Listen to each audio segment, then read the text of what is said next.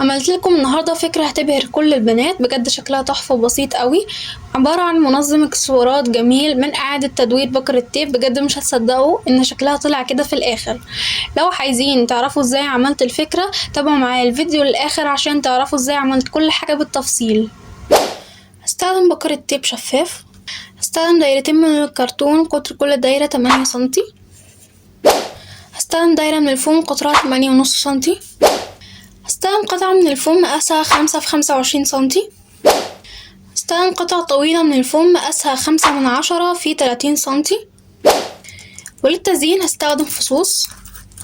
هستخدم شريط باللون الوردي.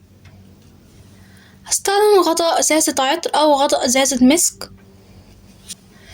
هستخدم لاصق سيليكون شفاف، ممكن كمان تستخدموا الشمع او الغيرة. هستخدم قطعة من الورق المنقوش مقاسها 5.5 سنتي في 28.5 سنتي. هنستخدم ورق منقوش عشان نغلف الكرتون.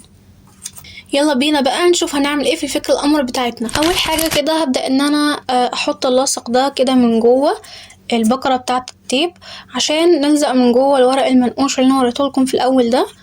عشان نغطي الاجزاء دي هبدأ كده ان انا احط اللاصق بالشكل ده.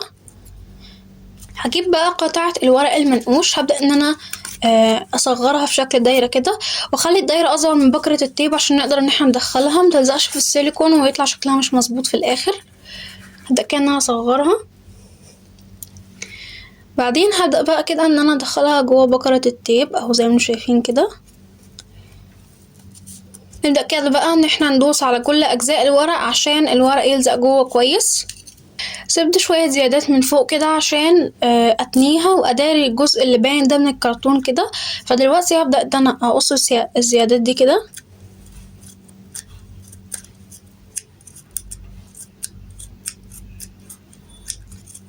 بالشكل ده كده قصيت كل الزيادات اهو. دلوقتي بقى كده هبدأ ان انا احط على اطراف التيب كده سيليكون عشان اتني الاطراف دي الزيادة اللي احنا قصيناها دلوقتي. فهبدأ كده ان انا احط هنا سيليكون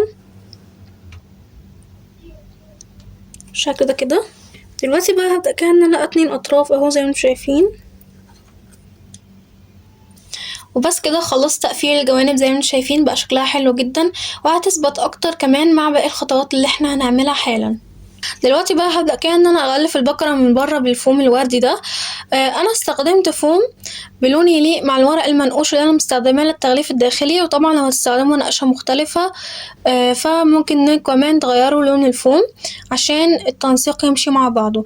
هبدأ كده ان انا احط سيليكون على كل الاطراف زي ما انتم شايفين كده. دلوقتي كده بقى هبدأ ان انا اثبت قطعة الفوم واحدة واحدة، ونفضل دايسين شوية على قطعة الفوم، ما نسيبش ايدينا على طول عشان تثبت كويس في السيليكون، متقعدش كل شوية تتزحلق مننا. فهدوس كده عليها الفترة، ممكن مثلا 10 ثواني او 30 ثانية دوس عليها عشان تغليفها يظبط اهو. هفضل كده دايسة عليها بالشكل ده كده اهو. غلفتها بالفوم واستنيت عليها شوية عشان تلزق في السيليكون. بجد شكلها تحفة قوي، بس بقى تبقى اتحف واتحف لما نكمل باقي الخطوات. هنجيب بقى دلوقتي دايرتين الكرتون، ودلوقتي هبدأ ان انا اغلفهم بورق منقوش. هستخدم نفس الورق اللي انا غلفت بيه بكرة التيب من جوه، هغلفهم وغلفتهم بالشكل اللي انتوا شايفينه ده اهو. دلوقتي بقى استخدم دايرة منهم عشان اعمل قاعدة البكرة. فهجيب البكرة وهبدأ كده ان انا احط على اطرافها من تحت لاصق شفاف عشان اقدر كده ان انا اثبت القاعدة فيها. هبدأ كده ان انا احط اللاصق زي ما انتم شايفين. دلوقتي بقى هثبت القاعدة من تحت كده اهو زي ما انتم شايفين كده. اما بالنسبة للقطعة التانية فهي هتكون الغطا. هستخدم قطعة الفوم اللي قطرها 8.5 سنتي. هبدأ كده بقى ان انا اثبت عليها الدايرة دي كده من هنا. هستخدم بقى قطعة الفوم الطويلة دي اللي احنا عرضناها في الاول، وهبدأ كده ان انا اثبتها على اطراف الدايرة عشان نقدر ان احنا نعمل غطا. هبدأ كده ان انا اثبتها، وزي ما قلت لكم ما تستعجلوش في ان انتوا تثبتوها بسرعة وتشيلوا ايديكم. اصبروا شوية على اللزق مثلا بتاع 30 ثانية او 20 ثانية كده عشان يثبت كويس وكمان ما يتشالش معاكم. وكده غطيت اطراف الغطا زي ما انتم شايفين اهو. دلوقتي هستخدم الغطا اللي احنا عرضناه في الاول برضو، وهستخدم معاه استراس باللون الذهبي، ممكن تستخدموا اي لون برضو انتوا حابينه. هبدأ كده ان انا اثبته على الغطا من تحت عشان ازينه، طبعا دي خطوة مش مهمة ممكن تستغنوا عنها عادي، بس انا حبيت اضيفها. هزينه كده بالشكل ده اهو. دلوقتي بقى هثبته كده على الغطا اللي احنا عملناه مع بعض، وده شكلها اهو قبل ما نزين لسه العلبة نفسها. بجد شكلها خطير قوي، ممكن تسيبوها كده وممكن كمان تزينوها دلوقتي بنفس الطريقة اللي انا هعملها. لو حابين بقى تزينوا العلبة بنفس الطريقة اللي انا هزينها بيها دلوقتي فركزوا معايا. هستخدم هنا شريط الورد اللي انا عرضته عليكم في الاول. دلوقتي كده هبدأ ان انا اعمله من نص العلبة زي ما انتم شايفين كده، واثبته بالسيليكون برضو. هزين من النص بفيونكة برضو من نفس الشريط اللي انا عملت بيه العلبة من النص. هثبت في النص بقى كده استراس باللون الفضي. وبس كده خلصنا. بجد طلع شكله خطير، وانا بجد مش عارفه اقول ايه من كتر الجمال. كل ده بس من اعاده تدوير بكرة تيب كنت هرميها. بجد انا اتفاجئت جدا من النتيجه، وبجد شكله خطير جدا. طبعا بينظم حاجات كتير، تعالوا بقى اوريكم ازاي نظمت فيه حاجاتي.